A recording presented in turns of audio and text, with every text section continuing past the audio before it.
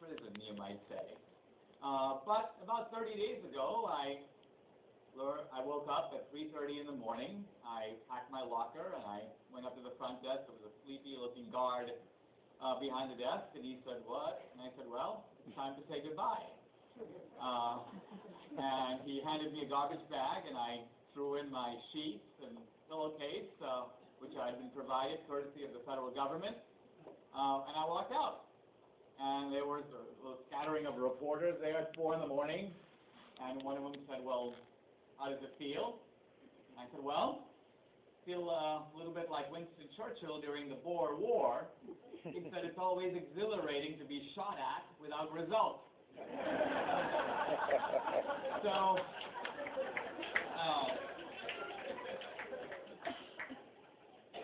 I can't say that I'm entirely done with my travails. I'm a free man. I have a judge who's still kind of on my back. I just had a hearing on Monday, and the judge feels I'm not sufficiently repentant, I'm not sufficiently rehabilitated, and he's ordering me to do continuing counseling. This is kind of a very interesting story because, well, it's time to back up and define my crime. My crime actually occurred in the year 2012. I had the movie 2016 playing in theaters. I was at the same time the president of a college, and a very good friend of mine named Wendy Long was running for the Senate in New York.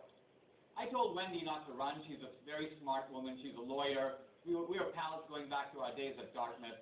I said, "Wendy, don't run. But if you decide to run, I'll try to help you." But as it turns out, her campaign came at a time when I was just completely swamped, promoting my own film, running the college. And I had written a check to Wendy on behalf of me and my then wife for $10,000, the maximum you're allowed to give in a campaign. But Wendy kept calling me and saying, "Hey, come speak at a fundraiser in Westchester, and I want you to meet these Indian doctors. I think they're going to be big-time contributors to my campaign." And I was totally swamped, and I felt bad. So I came up with a cockamamie scheme. I called up 2 of my friends, and I said, "Do you guys like Wendy Long?" They said yes. I said, "Write her a $10,000 check, and I'll reimburse you." Not a good idea. Not a good idea.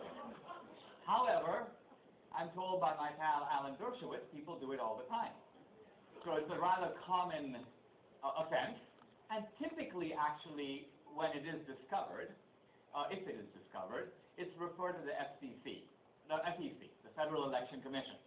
Why? Because the Federal Election Commission has an equal number of Republican and Democratic commissioners, and typically it's handled as a civil matter. You're given a fine and some community service, and you're told, particularly if you're not a habitual bundler, don't do this again. And I had never given before to a campaign, so this was my offense. But the reason, well, I've now come to the conclusion that I'm actually one of the stupidest criminals in the history of jurisprudence. Why? Because I had just made a film that was a body blow to the President of the United States.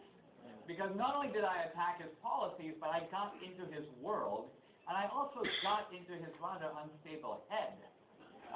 By going to his family homestead in Kenya, by interviewing his brother, by sort of revealing the peculiar relationship he has with his dad that he writes about very revealingly himself. In any case, I was persona non grata. And by the way, this is not some, inflated speculation on my part. Right after the movie 2016 came out, there was a ferocious attack on the movie and on me by name by one Barack Obama, published on a website otherwise known as barackobama.com. So I know that the president was, in the face of that, it was not a good idea for me to be fooling around with the election laws, because there was a kind of spotlight on me. There was a target on my back. I'm a smart guy. I should have known that.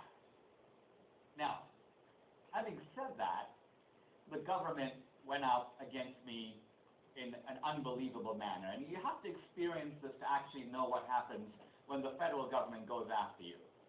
Today, and we've seen a kind of weird militarization of our government. I don't know if you know, but essentially the UP, the Post Office, the Bureau of Land Management, all these different agencies of the government now have massive SWAT teams. So when they come to your house, it's not some kindly agent with a file. It's massive police cars, people with guns. They make you drop to the floor. This is what they do routinely now in America. This is the America we live in now. So when this case emerged, just to give you a small hint of what it looks like, I got a phone call from one of the two straw donors telling me the FBI is looking for me, right? So I'm like, initially I was like, what? Because I thought I'd found a clever loophole around the so-called election laws. I wasn't trying to break the law or commit a felony or any of that. So I was kind of puzzled, but I was alarmed. So I called an attorney. Actually, this was an entertainment attorney in LA who represents our films. And he said, look, I don't know about this, but my partner is the former district attorney in LA. And he goes, I'll get him on the phone. So the guy comes on. He goes, Dinesh, he goes, you are going to be arrested. He says, what you have to do is go to your apartment right now, take out your computer, take out your books, take out everything that you have that's valuable to you, and move it now into storage. Because if the government arrests you, they will search your apartment and they will take whatever they want. And you will not get it back for many months. So you will be disabled from functioning normally unless you move fast. He goes, number two, you need a really good criminal defense attorney because you're a high-profile individual. They will put 24 FBI agents on your case. And everything that you've ever written, all your bank records, everything you've ever done is going to come under scrutiny. And they will use it against you if they can. So he goes, this is a very serious matter and you have to take it appropriately. In any event, I want to fast forward now to my sentencing, in which the Obama administration wanted to put me in prison for between 10 and 16 months for exceeding the campaign finance limit by $20,000. To give you an idea of what that actually means, just a few months ago, believe it or not, an Asian Indian guy named Chatwal was convicted and pleaded guilty to $186,000 of straw donation. This guy was a professional bundler for the Democrats. He had given money to Hillary in her Senate campaign. He gave money to a whole bunch of other candidates, almost $200,000. In addition, when he was caught, he tried to convince witnesses to lie, and the FBI recorded him telling witnesses to lie in court. So he had witness tampering, and he had almost $200,000 of straw donations. He went before a judge in New York, like me, and he got a penalty, 3 years probation. No prison, no confinement center. He got a fine, and he got community service, half the hours of community service that I got. I got 8 months of captivity, plus a fine, plus mandated counseling, plus essentially over 2,000 hours of community service, a whole year of my life. The main thrust of the left, politically in this country, is justice. I'm going to come back and talk about justice because many times when we think of America, we think of America in terms of freedom, economic freedom. If you think of yourself as a conservative, you defend freedom. But you're up against an argument that is based in justice, social justice. Obama's favorite word, fairness, which is a species of justice. Now, the important thing to realize about justice is, first of all, it's an extremely powerful principle. Freedom actually is a principle that stirs the blood a lot less than justice. If you see someone deprived of freedom, it's not a good thing, but you have to ask why. If you see an injustice, it makes you mad. And so politically, very often I think we lose because we go into our card deck and play freedom, and the other side goes into its card deck and plays justice. So on our queen, they put the ace. Justice is the core political principle of any society. But obviously, when it comes to law, the question isn't just justice, i.e., did you break the law, but proportionality. If you break the law, then your penalty should be proportioned to your offense. Or if you break the law, you should get roughly roughly the same thing that other guys get who've done the same thing. The fact is that that is not happening in America today. In fact, one of my core beliefs about America that was shaken through this process was that once I got into the confinement center, now believe me, the confinement center was full of criminals. And initially I thought to myself, this is very interesting. I'm kind of like an anthropologist among the natives.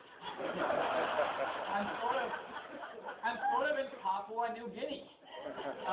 And I said, very few conservatives ever get here. I'm not going to run into like George Will or Charles Frauhammer. These are basically drug smugglers and murderers and rapists and the kind of people you don't normally encounter. So I thought, this is really fascinating. I'm going to be able to observe the natives. Of course, it didn't escape my mind that I was also a native. But where I'm going with all this is that for the first month or so in captivity, I was super quiet. I thought to myself, there's all kinds of subterranean stuff going on here. I don't want to get in the middle of it. The predominant membership, this was in Southern California, of course, mostly Hispanic. But I don't know if you know, but even among the Hispanic criminals, they fall into two categories. Mexicans and then the U.S. Hispanics, who are called Southsiders. And those two groups don't talk to each other, and in fact, want to murder each other.